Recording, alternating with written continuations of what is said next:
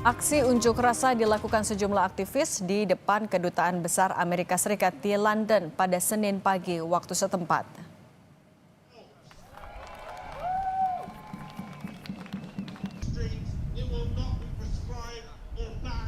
Mereka mengecam serangan Amerika Serikat terhadap fasilitas nuklir Iran yang terjadi pada Minggu pagi.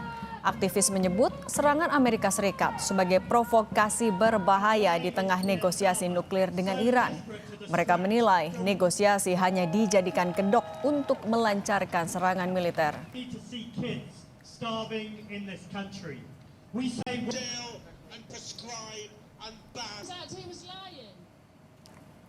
Lebih kurang 30 rudal milik Iran meluncur ke Tel Aviv sebagai balasan atas serangan AS di fasilitas nuklir Iran.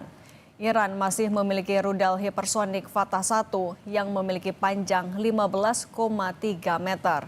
Fatah 1 merupakan rudal balistik hipersonik yang bisa melaju hingga 5 kali kecepatan suara.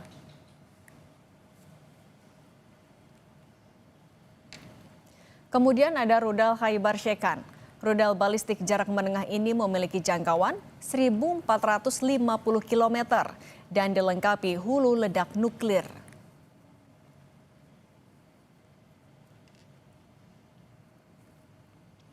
Rudal andalan Iran lainnya adalah Khorramshahr yang menjadi rudal balistik generasi baru Iran. Rudal ini memiliki jangkauan 2.000 km. Rudal ini telah dimodifikasi kecepatannya hingga mendekati hipersonik.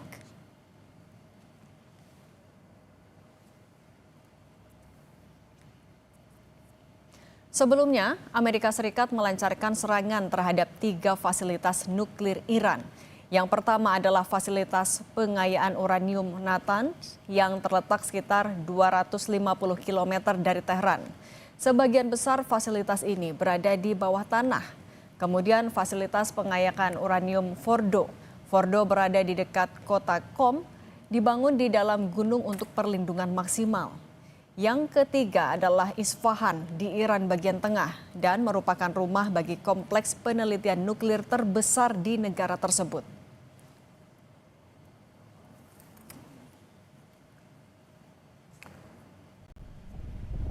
7 pesawat pembom siluman B-2 milik Amerika Serikat telah kembali ke pangkalan udara Whiteman di Missouri, Amerika Serikat usai menyelesaikan misi serangan jarak jauh ke Iran, saudara. Kelompok pertama yang terdiri dari 4 pesawat berputar mengelilingi pangkalan sebelum mendekati landasan pacu. Kelompok terakhir yang terdiri dari 3 pesawat tiba dalam waktu 10 menit. Pesawat-pesawat itu, saudara, menjatuhkan 14 bom penghancur bunker seberat 15 ton ke sejumlah wilayah nuklir penting di Iran, yaitu di Fordo, Natanz, dan juga Isfahan.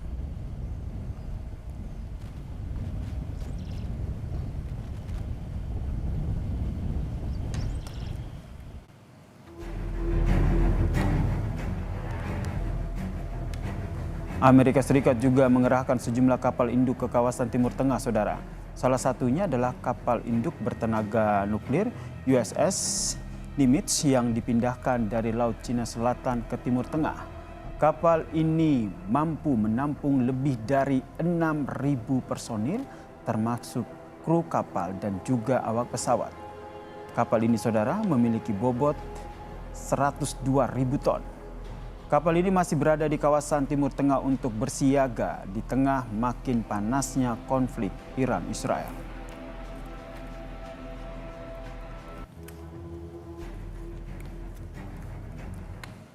Saudara, Iran membalas serangan Amerika Serikat dengan membombardir pangkalan militer Amerika Serikat di Doha, Qatar. Lalu sekuat apa persenjataan dan pertahanan Iran di tengah serangan dari Amerika Serikat dan Israel? Kami membahasnya bersama dengan Adrianus Prima Manggala, pengamat pertahanan dari Lembaga Keris. Selamat petang, Mas Adrianus. Selamat petang, Mas.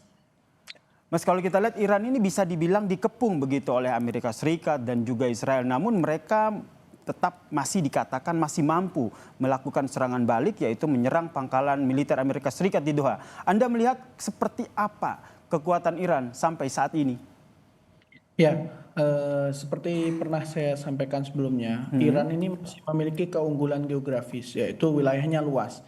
Jadi dia punya wilayah yang cukup luas sehingga dia bisa menempatkan peluncur rudal balistiknya itu di berbagai tempat ya. Jadi kalau kita agak mundur beberapa jam yang lalu, Angkatan Udara Israel itu masih berusaha mencari peluncur-peluncur rudal balistik Iran yang ada di bagian barat wilayah Iran. Jadi ini sudah tidak bicara tentang Teheran lagi, tapi mungkin lebih dekat ke perbatasan Irak begitu. Hmm, hmm. Kalau yang Anda lihat bagaimana dengan pertahanan udara Iran sendiri? Apakah bisa mudah ditembus? Karena kalau kita lihat yang selalu terekspos di publik adalah serangan rudal dari Iran. Ya, kalau saya boleh berpendapat, ini masih banyak hal yang belum kita lihat dari angkatan bersenjata Iran, yaitu yang pertama kemampuan rudal anti udaranya dia, dan yang kedua juga angkatan udara Iran sendiri. Kita sih belum melihat dari kemarin ya, mereka nampak entah masih wait and see atau masih menyimpan kekuatan itu untuk hal yang lain. Kalau saya masih meyakini bahwa kekuatan Iran itu belum habis, gitu. Kekuatan Iran masih belum habis sehingga Anda melihat serangan balasan yang dilakukan oleh Iran akan terus dilakukan. Terlebih tadi sebelumnya kita sampaikan bahwa ada rudal dari Iran yaitu Khorramshahr dengan jarak 2000 km. Iya, betul sekali. Memang apalagi yang serangan tadi ya, saya lihat memang ada sedikit perbedaan strategi dari serangan Iran sendiri, yaitu mereka berusaha supaya secara psikologis orang-orang Israel itu akan lebih lama berada di bunker. Jadi begitu alarm serangan udaranya sudah akan dimatikan atau baru saja dimatikan, mereka akan meluncurkan salvo rudal baru. Jadi memang ini kalau menurut saya masih bagian dari perang psikologis yang sebelumnya, terlepas dari gencatan senjata yang klaimnya sudah disetujui semua pihak ini. Oke, tadi sebelum kita berbicara soal gencatan senjata ini, namun Iran sendiri membantah begitu adanya gencatan senjata ini. Anda melihat sampai sejauh mana kekuatan militer dari Iran sendiri? Karena saat ini bukan hanya Israel yang akan menyerang, tapi ada Amerika Serikat di situ. Dan selama ini kita dipertontonkan hanya rudal begitu yang menjadi senjata andalan dari perang Iran ini. Ya, kalau saya lihat juga serangan ke pangkalan di Qatar itu ya, itu ada beberapa analis dan beberapa sumber menyimpulkan sepertinya memang sudah ada notifikasi ke pemerintah Qatar karena pangkalan yang diserang itu selain menjadi pangkalan yang disewa oleh Amerika Serikat, itu juga menjadi pangkalan utama angkatan bersenjata Qatar. Jadi mungkin mereka masih menghindar untuk membawa konflik ini ke skala yang lebih besar.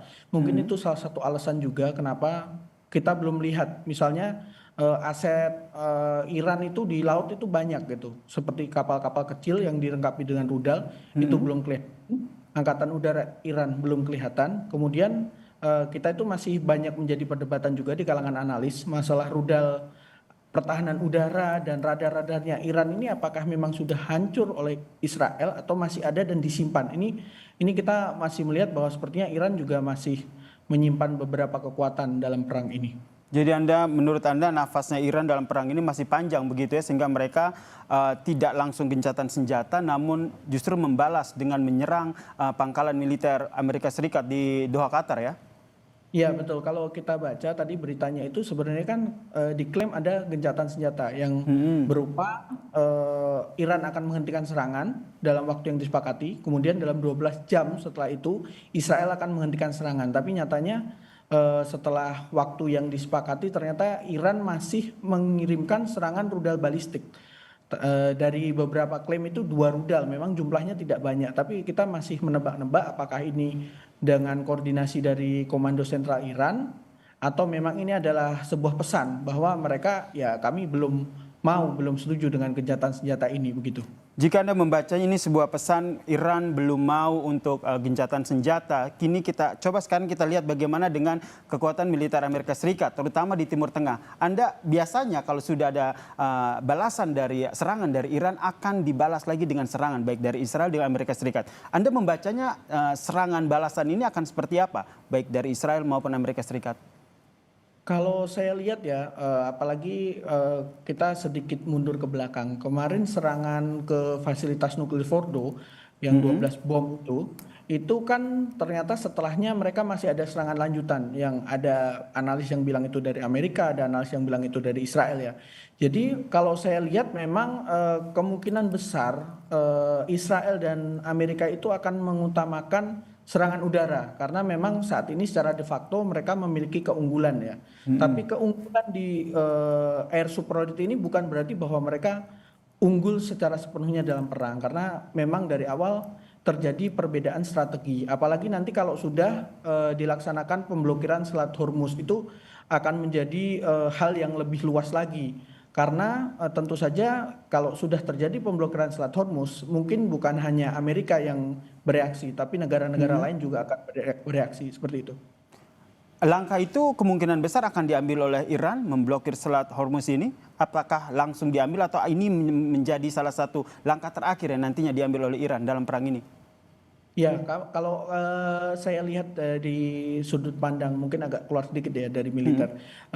Kemarin Parlemen Iran sudah menyetujui untuk merekomendasikan kepada otoritas tertinggi Iran untuk pemblokiran Selat Hormuz dan hari ini mereka juga merekomendasikan untuk menarik diri dari pengawasan IAEA atau Badan Nuklir Internasional.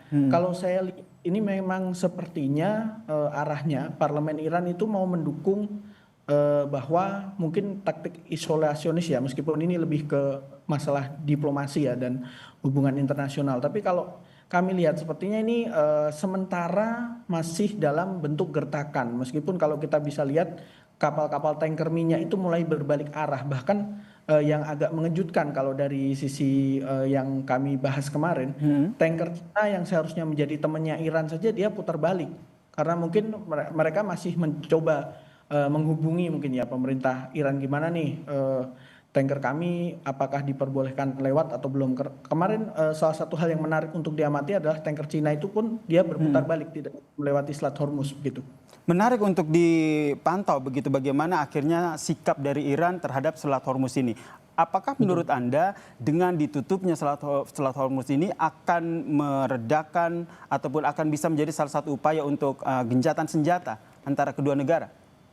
Nah kalau saya lihat ya dari sudut pandang militer ini adalah tentang bargaining saja. Meskipun kita harus fair juga menilai bahwa mungkin kalau dari kemampuan Angkatan Laut Iran akan susah untuk all out war atau perang total di Selat Hormuz. Jadi strategi mereka mungkin berfokus pada peranjauan untuk menutup jalur. Kemudian tentu saja salah satu yang akan merespon Amerika dan Inggris yang memiliki armada untuk anti ranjau di sekitar Selat Hormuz. Kemudian yang kedua yang tentu saja ditakuti oleh banyak orang adalah serangan rudal seperti yang dilakukan Houthi. Serta satu lagi yang tidak dimiliki Houthi adalah kalau saya tidak salah ingat itu ratusan kapal-kapal kecil yang dilengkapi dengan rudal anti kapal. Yang itu tentu saja mereka akan bisa bersembunyi di tempat-tempat yang sempit untuk kemudian menembakkan rudalnya. Ini mungkin yang menjadi dasar kenapa